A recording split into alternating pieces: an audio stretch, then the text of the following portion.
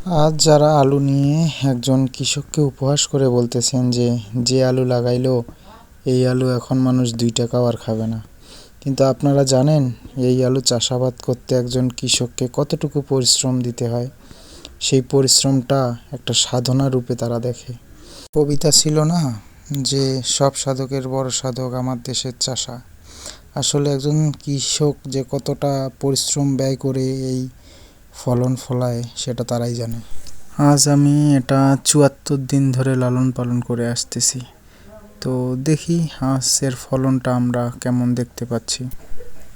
1, 2, 3, 4, 5, 6, 7, 8, 9, 10, 11।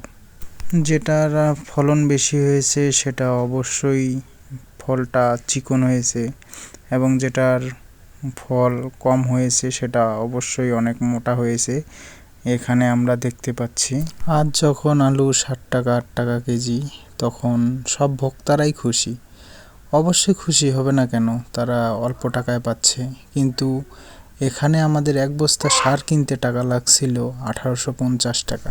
এখানে প্রায় 6টি বস্তা সার লাগে, এবং কি আমরা যখন কোম্পানির কাছ থেকে এই আলুর বীজটা কিনে নিই তখন সেই বীজটা আমাদের কিনতে হয়েছিল 105 টাকা দামে। তখন কেউ কি ছিল না এই সিন্ডিকেট দেখার মতো? তবে আজকে সেই আলুর দাম 60 টাকা 8 টাকা। এদেশে সবাই একত্রিত হয়ে আন্দোলন প্রতিবাদ করতে পারলেও শুধু পারে না কৃষকেরা একত্রিত হয়ে এই আন্দোলনে যেতে।